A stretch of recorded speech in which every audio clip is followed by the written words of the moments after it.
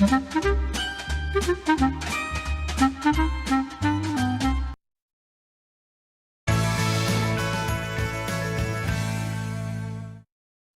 back. Now, the United Nations Framework Convention on Climate Change Regional Collaboration Center for Eastern Africa and Southern Africa, in collaboration with its partners, is hosting a regional engagement workshop, focused on integrating gender considerations into climate policies, specifically nationally determined contributions and long-term low-emission development strategies. Now, the three-day hands-on peer exchange and learning workshop took place last week, and it aimed to strengthen the capacity of stakeholders from East and Southern Africa. And of course, joining me with analysis on this workshop and reflections on this workshop is Aina Maria Iteta, who is the executive responsible for business strategy and performance management. A very good morning to you, Ms. Iteta. Thank you for being with us here on Good Morning Namibia. Thank you very much, NDCs. First and foremost, can you talk to us about this workshop, some of the key outcomes from the workshop? Thank you very much. Maybe before I talk about the workshop's objective, let me congratulate our President-elect, Yes. Her Excellency Memene Tumbo Nandi-Ndaitwah. Probably it's a proud moment to be alive, especially being a woman, and we're talking about gender mainstreaming here. Yes. The future is no longer female, but the current future is very inclusive, especially for gender, or men and female at all costs. So we have hosted the gender mainstreaming workshop. As you rightfully indicated, the UNFCCC is one of the biggest legal framework that entirely focus on making sure that countries in their respective contribution manage the issues of global warming, and that is making sure that we maintain and bring down the temperature to 1.5. That is the main goal of the UNFCCC. So, of course, in East and Southern Africa, we have been definitely also participating in this negotiation. You understand probably last month we have the COP29 that was hosted in Azerbaijan, Baku. Yes. So we participated, of course, and the role there of parties is very critical, because we have to make sure that we raise our voice, we present our needs, especially from the developing country point of view. And of course, for Namibia, specifically the Environmental Investment Fund, in collaboration with the Ministry of Environment, Forest and Tourism, we had an opportunity to host the team from East and Southern Africa, actually to make sure that we educate, we create capacity to make sure that women and men are equally included in the gender climate finance. Very much indeed. Help us understand how far we've come as a country in terms of incorporating this specific gender responsive approaches to climate action. How well are we doing, or how far have we come as a country? Well, there's no doubt. I think our political willingness have really demonstrated a good space, not just in Africa, but I think globally. As I said, it is becoming a message out there, and when we are negotiating, you're equally not just talking about Namibia, you are mostly looking at the African group of negotiating team. You move to the G77 in China, so you are more stronger when you negotiate as a team and as a bloc. But of course, for Namibia, having of course made some good significant effort, especially having national gender policies that are actually so inclusive, and of course moving down to our national determining contribution, which are key strategies and the policy framework that we have to use as a country to demonstrate and illustrate our effort towards the UNFCCC convention. Definitely we have made effort to mainstream gender. We have done a number of gender analysis to see how women and men are being affected and impacted by climate change. Research have shown that definitely there is a disproportionate impact when it comes to climate impact on men and women. And of course, women being prescribed to be that vulnerable group. But of course, we want to move from being vulnerable and being role players in this whole fight of climate injustice, so that at least we capacitate our women and that they contribute sustainably to this cause. Fantastic stuff. Who have been some of the key stakeholders, some of the key partners here? And maybe you've mentioned, of course, the Environmental Investment Fund. You've mentioned some of the UN agencies, the UNFCCC, pardon me. Talk to us about some of the key role players here in the country. Yes, before we talk to our national key stakeholders, this effort was funded by the African Climate Fund, which is a fund hosted under the African Development Bank. We really appreciate their effort, especially for supporting the gender constituency under climate change. And of course, not forgetting the UNFCCC RCC office that is based in Kampala, Uganda. So they made it possible financially. Of course, our government was so actually, at the last eve of 1 month, we have to pull this training to happen. And of course, appreciating our Ministry of Environment, Forest and Tourism for being dedicated to make sure that the government provided means for these countries. Of course, you know, you have your requirements of visas and so forth. But we were so really forthcoming to make sure that this happens. So we equally have a good support from the UN Women. Of course, for Southern and Eastern African part of the continent, our regional offices based in Nairobi, Kenya, they were equally here to support us, providing technical expertise to support the subject. And yes, so that was the effort and the key stakeholders who supported us in these initiatives. Fantastic. And as much as, you know, we're trying to bring a balance, you know, in gender responsiveness to climate action, there's always the issue of financing as well. And, you know, certain corners of society feel that, you know, there's some degree of discrimination when it comes to funding climate action related projects, activities, especially for African countries. What are your thoughts around that? Well, as we were voicing, Baku COP was not the easiest one, I should say. Of course, we framed it and termed it to be the finance COP, but the difficult subject to discuss was, of course, finance.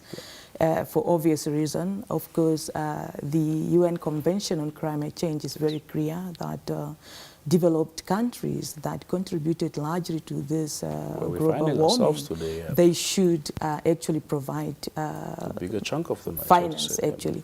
So it's an obligation under the convention.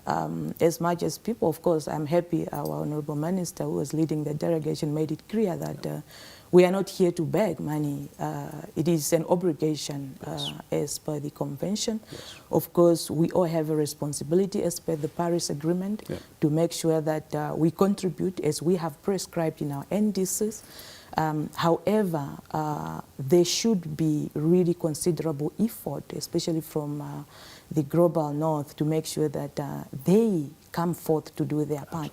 So in this, I equally serve and lead as the National Gender and Climate Change Focal Point for UNFCCC, as appointed by the Ministry of Environment. It was really one of the hottest engagement in the gender constituency during the negotiation. Of course, there is divergences, and as I said, Namibia might be, you know, 1, 2, 3 steps ahead. But what about Sudan? What about Burundi? When you negotiate there, you are a team, and you have to speak for the voiceless women who are not just based in Okangwati, Namibia, and Kunene region, but of course those that are in other countries, especially within the continent, that we see that they need effort. So really funding, especially when it comes to gender mainstreaming, our position is very clear, especially from the negotiators' point of view, that we need to make sure that our initiatives that we have planned in our NDCs, as we program, as we design our projects, there should be clear gender inclusivity. Absolutely. So, of course, I'm sure for Namibia it's also an interesting story, especially when we look at the boy child. And we aren't going to ignore that voice. Signs are clear to say, hopefully we should not create unintended outcome when we are advocating for gender, thinking that when we talk about gender, it's about women. It is about inclusivity. Of course, we can't equally run away from the fact that there has been a gap of inequality between men and women. Yeah. Women need certain initiative for them to be brought to par in different dimension, of course. Yes. I can't compare myself to a rural average woman in the village, Lavo Kangwati as an example. Yeah. We have to voice out with the special consideration for that woman, for that youth in that area, not, of course, praying down that a boy child should not be recognized. We have seen our higher learning institution where consecutively, when we are looking at our graduation statistic, that a boy child is lagging behind. So for Namibia, we have a very special situation.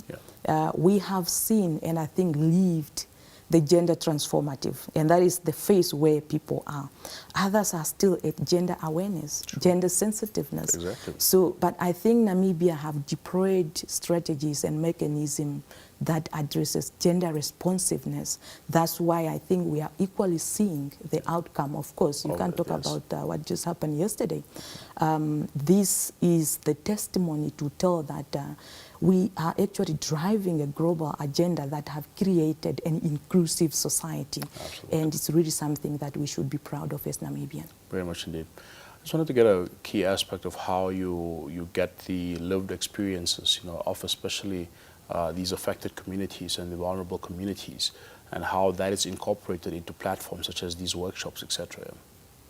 Well, that is very important, Disisi, and as I said, sometimes we should not just sit in the capital in our air-conditioned office and assume that the position we are presenting is equally the reflection of that rural woman. Exactly. Somewhere in Simbinda constituency. That's where stakeholder engagement is very important, and we don't take this lightly. EIF, of course, as an entity, we are mandated with the resource mobilization, and climate finance has been of critical importance to us of lately.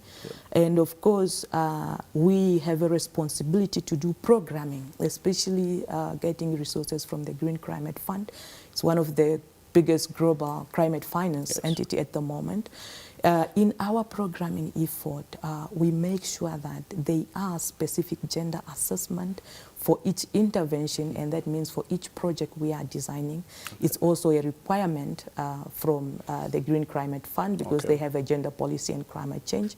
Of course, in our establishment as a prerequisite, we equally have to have an institutional gender policy, which is definitely aligned to the national gender policy. So there's that convergences and synergy of strategies and policy instruments that have also helped the situation to make sure that that rural women will have that engagement under the tree to make sure that their situations are understood.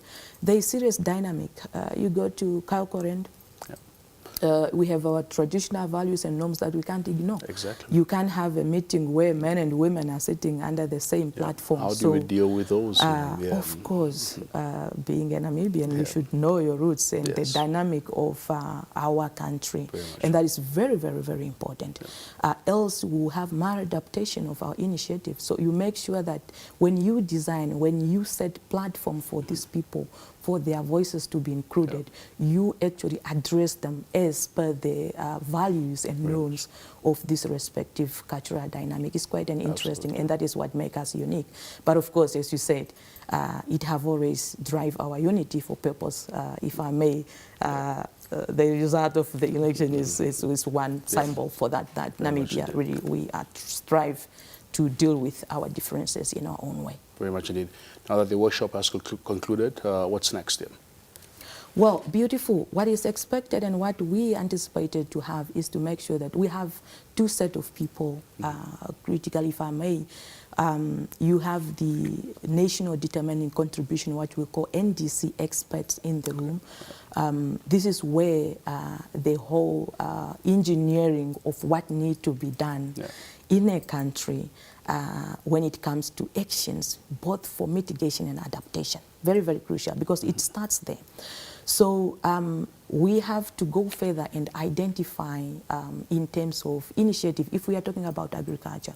One of the key aspects that we can't do away, especially in Africa as a region, because that is the backbone of our livelihood. Absolutely. So if we are looking at initiatives under the adaptation, how do we interrogate to make sure that the woman's voice, the boy child is not left behind?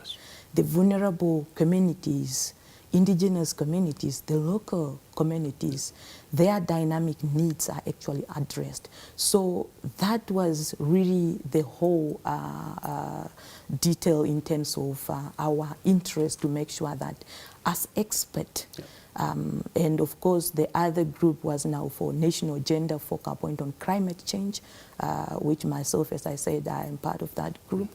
So from all these different countries, East and Southern Africa, we have to do really a step-by-step.